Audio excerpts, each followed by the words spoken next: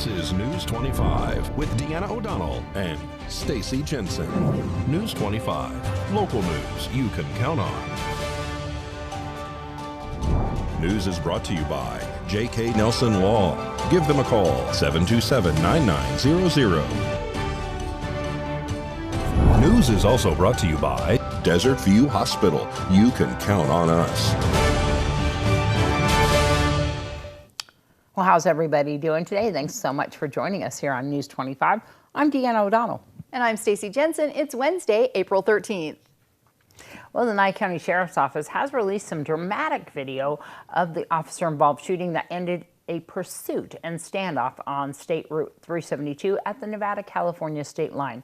Body and weapon-mounted cameras caught the shooting from several different angles as officers approached the vehicle.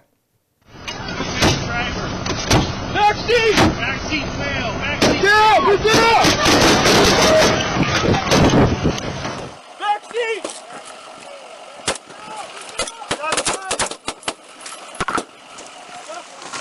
Backseat!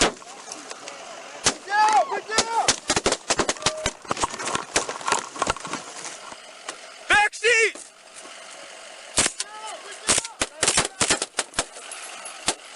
Shots fired! Shots fired, shots fired, shots fired.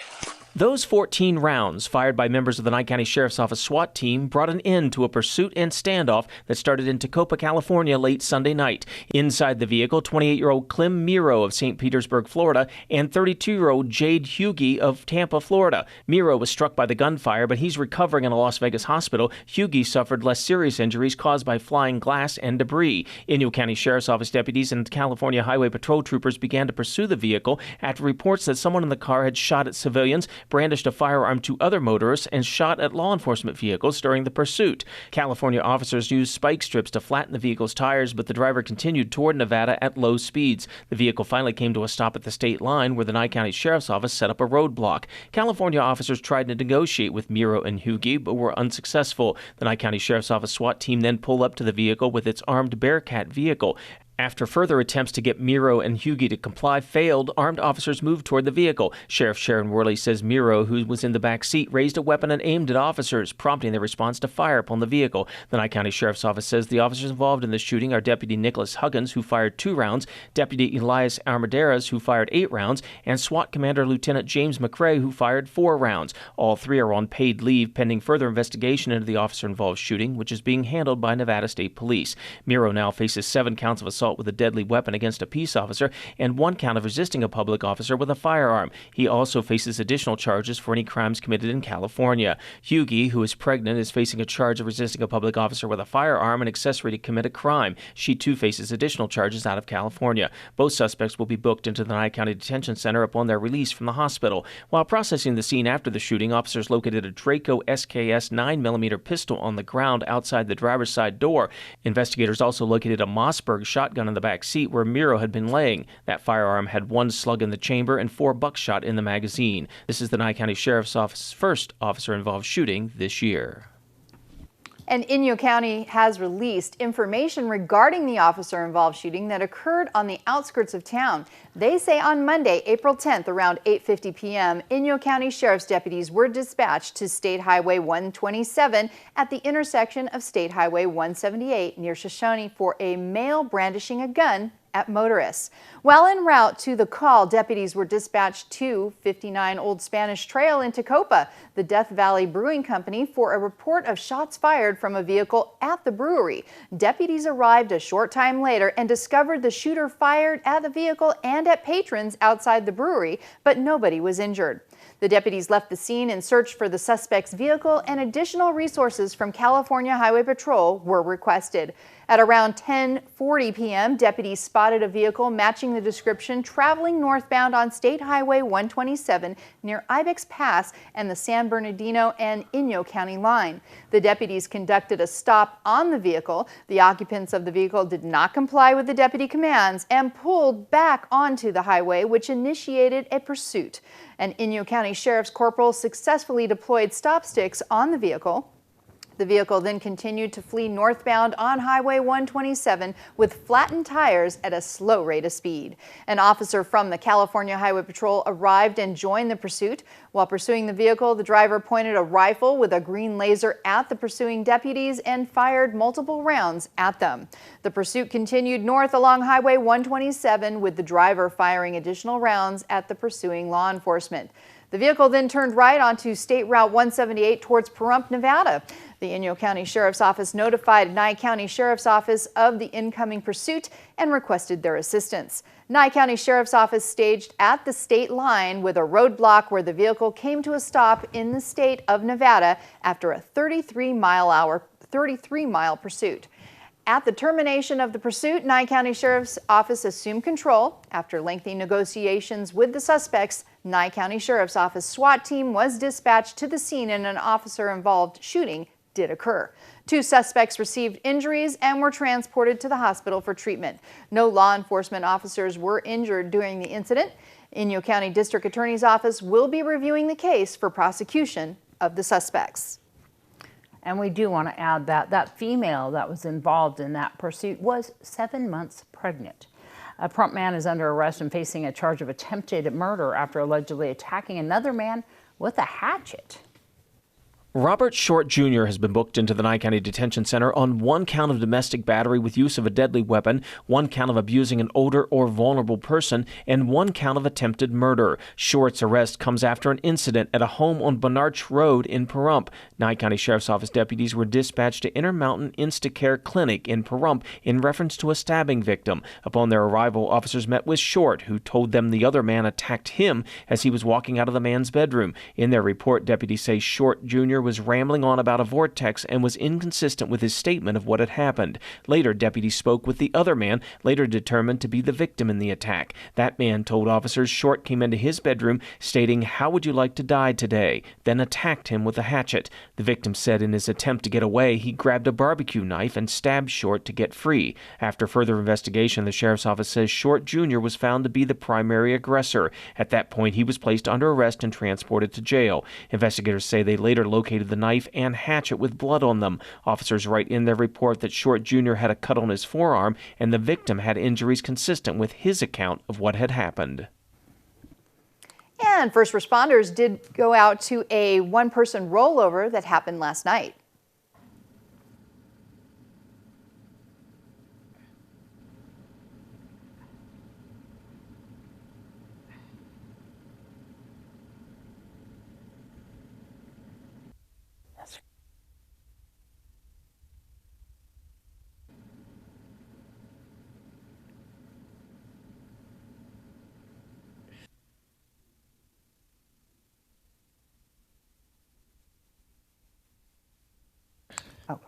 Well, Elvis has left the building, but now he has been returned.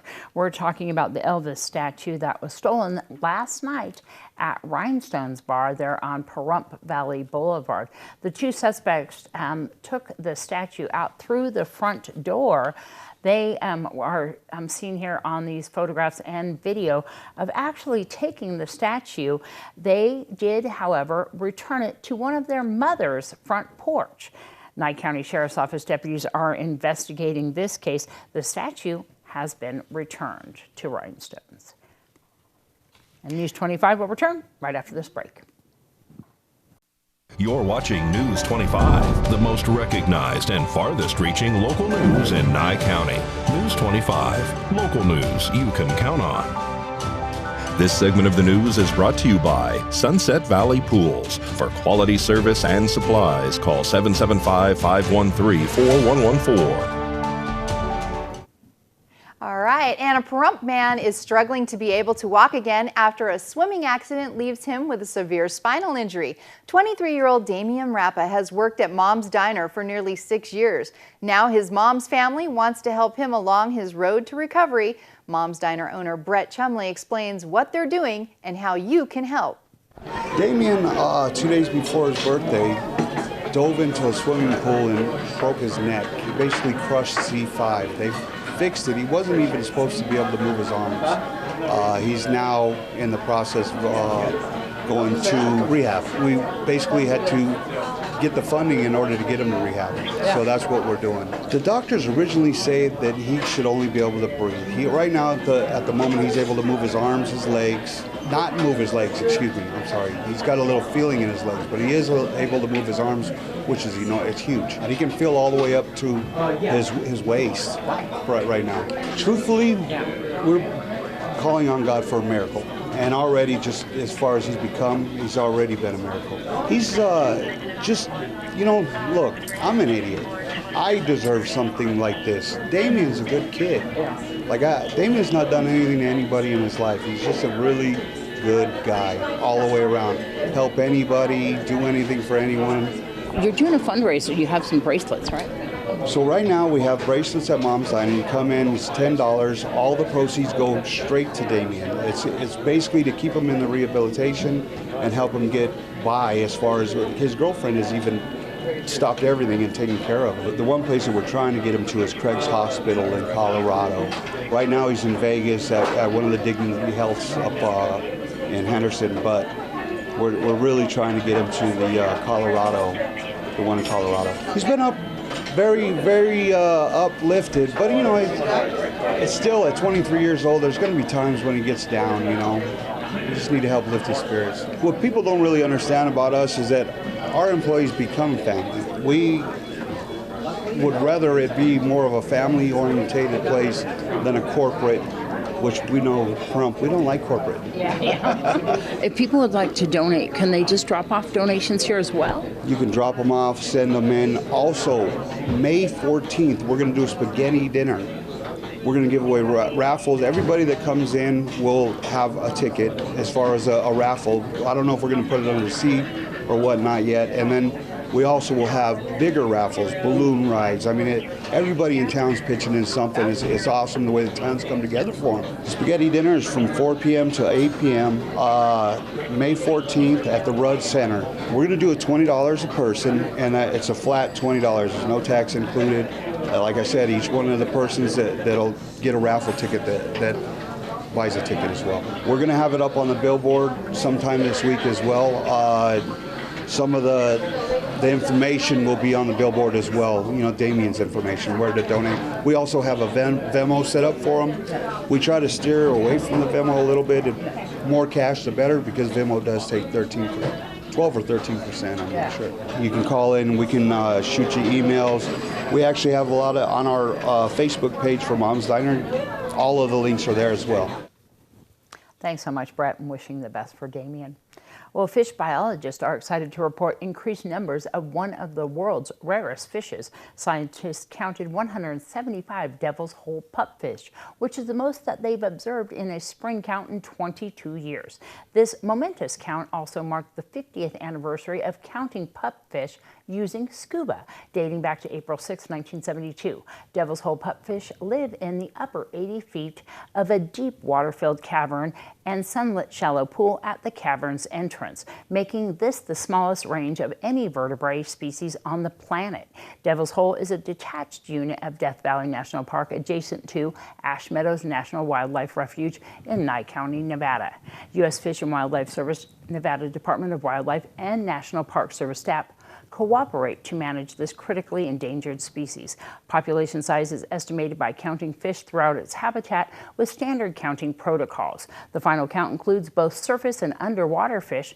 The official result, 175 observable fish, is the highest count recorded in 22 years. Before the 1990s, the population was around 200 pupfish in the spring. However, pupfish numbers have been especially low during the last 2 decades, averaging only 90 fish. The return to higher numbers of pupfish this time of year could signal important changes in the ecosystem. News 25 will return on the other side of this break.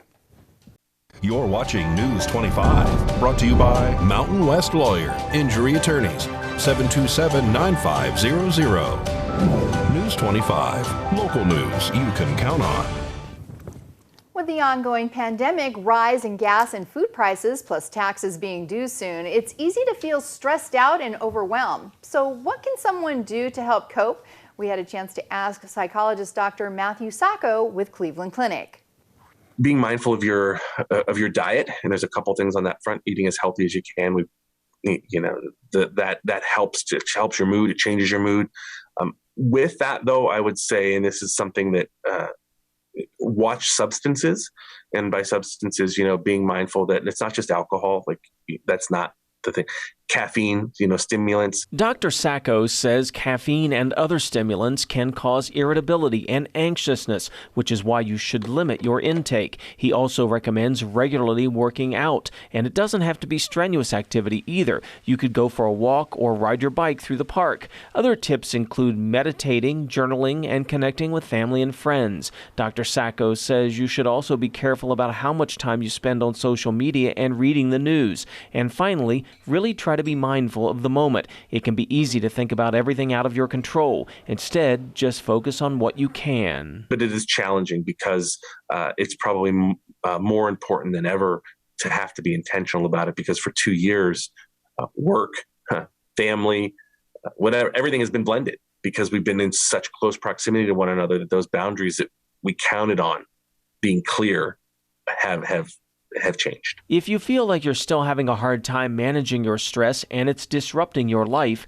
don't be afraid to reach out to a mental health professional.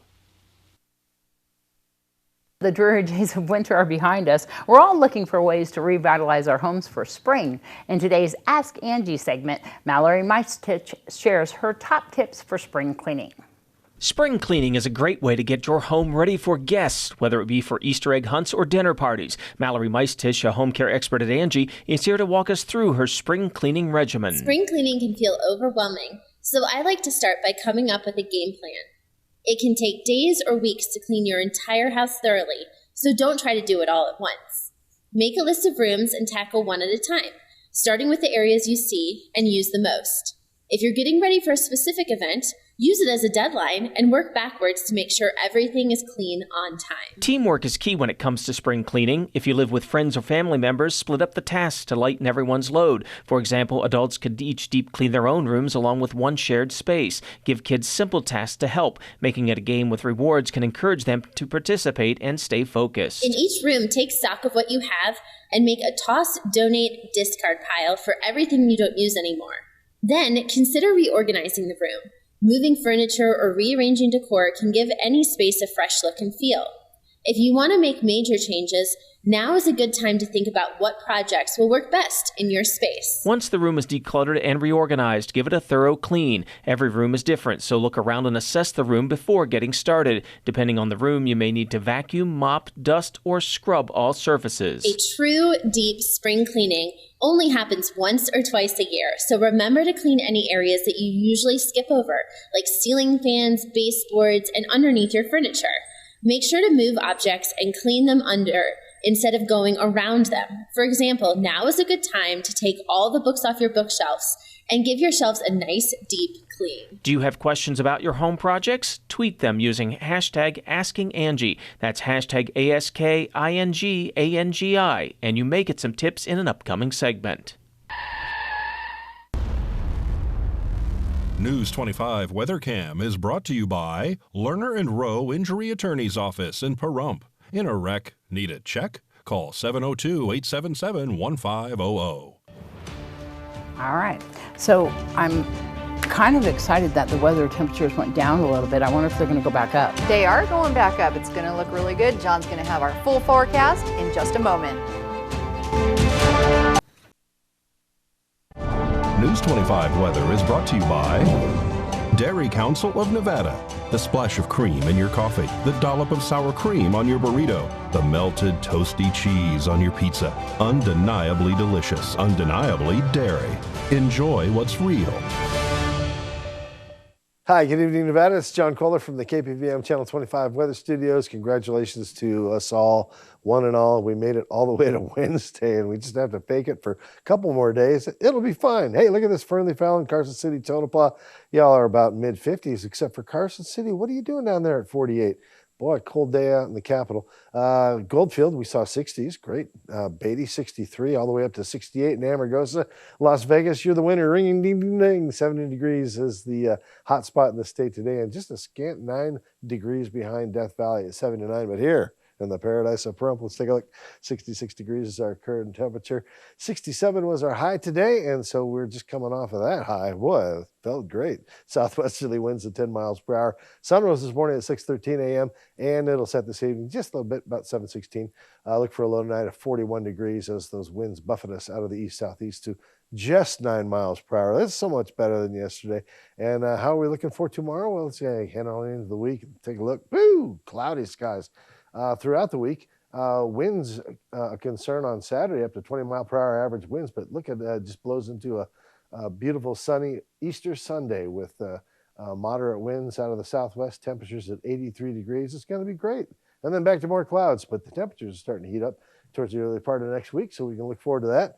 In the meantime, just enjoy it as it gently warms us as we head towards summer. Back to the desk. Here's Deanna. All right, so we do have those debates happening, and we want to remind everybody that that's going to be happening this Thursday, next Thursday, Thursday after. Tomorrow night is... It's the Nye County Clerk and Nye County Sheriff's Office debate. That's going to be a good one. And then next Thursday, the Nye County Treasurer, DA, and Nye County Assessor. So, yeah. And then the 28th, we also have another debate coming up. And if you missed any of that, we are going to have our flyer on our KPVM Facebook page. Of course, myself, Brent Channing from Pahrump Valley Times will be moderating that debate along with Bill Carnes and Joe Brzezinski from the Nye County Republican Central Committee. We are hoping to be streaming that, and also we'll bring you the latest on KPVM TV News 25, of course. And questions. Yeah. You can submit questions. Yeah, you can submit questions. We're hoping to get to those. We do have a lot of our own, and time is limited. So if you want to submit questions, send them to me, Deanna, at kpvm.tv. That's DEANNA at kpvm.tv. And we'll try our best to answer as many public questions as we can. Sounds like a plan. I'm looking forward to it. It's going to be fun. All right, well, that's going to wrap up this edition of News 25. I'm Deanna O'Donnell. And I'm Stacy Jensen. Good night.